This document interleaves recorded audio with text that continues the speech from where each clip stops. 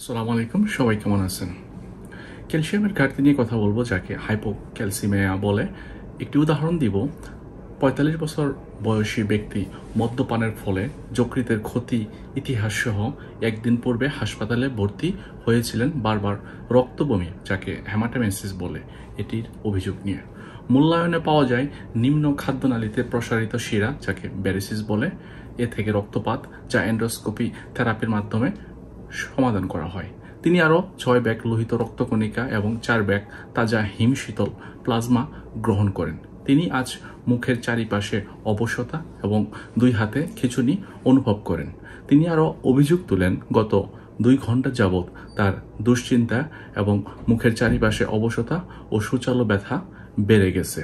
পরীক্ষায় তার সামান্য পেশি দুর্বলতা এবং পর্যায়ক্রমিকভাবে স্বতঃস্ফূর্ত আকস্মিক টান বেড়ে গেছে। পরীক্ষাগারে পাওয়া যায় ক্যালসিয়ামের মাত্রা ৯ মিলিগ্রাম পার ডিএল, ম্যাগনেসিয়াম পাওয়া যায় ১.৮ মিলিগ্রাম পার ডিএল।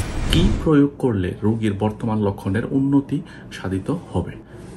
এক্ষেত্রে ক্যালসিয়াম ঘাটতি, যাকে হাইপোক্যালসিমিয়া বলে, এটির জন্য রোগীর যকৃৎ রোগের ইতিহাস অথবা অন্য যে কোনো কারণে নির্দেশিত বেশ কয়েকটি একক লোহিত রক্তকণিকা সঞ্চালন সংক্ষিপ্ত সময়ের মধ্যে, তারপর মুখের চারিপাশে অবশতা এবং পেশি খিঁচুনি বা আকস্মিক টান অনুভব করা, এগুলোই সন্দেহ বাড়িয়ে তোলে লক্ষণযুক্ত ক্যালসিয়াম ঘাট। বস্তাবন্দি লোহিত রক্তকণিকার সংরক্ষণ এবং জমাটিকরণ প্রতিরোধ করা হয় সোডিয়াম নাইট্রেট ও সাইট্রিক অ্যাসিড ব্যবহারের মাধ্যমে।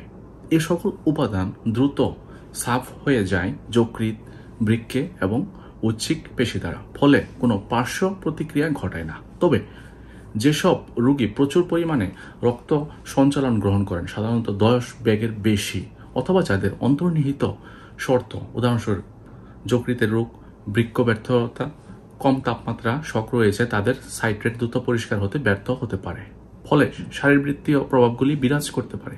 যেহেতু সাইট্রেট আয়নিত ক্যালসিয়ামকে আবদ্ধ করে রাখে, এসব রোগীদের লক্ষণযুক্ত ক্যালসিয়াম ঘাটতি দেখা যায় মুক্ত বা আয়নিত ক্যালসিয়ামের অভাবে। ক্যালসিয়ামের ঘাটতি শল্য চিকিৎসার সময় বা এর পরবর্তী সময়ে ঘটে থাকে, বিশেষত যখন বড় ধরনের অস্ত্রোপচার করা হয় এবং যাতে ব্যাপক রক্ত সঞ্চালনের প্রয়োজন পড়ে।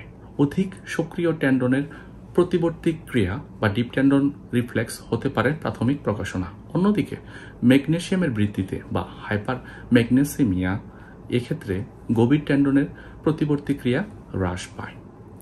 রোগ নির্ণয়ের জন্য আয়নিত ক্যালসিয়াম স্তর নির্ধারণ প্রয়োজন, কারণ সেরাম ক্যালসিয়াম এক্ষেত্রে স্বাভাবিক থাকতে পারে।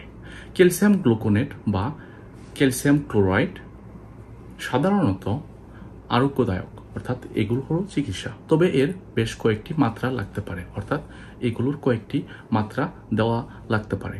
এটি হলো ক্যালসিয়াম ঘাটতি। যখন হাসপাতালে অনেক রক্ত দেওয়া হয়, সে সকল রোগীদের ক্যালসিয়ামের ঘাটতি দেখা যায়। এটি নিয়ে ক্যালসিয়াম ঘাটতির একটি কারণ।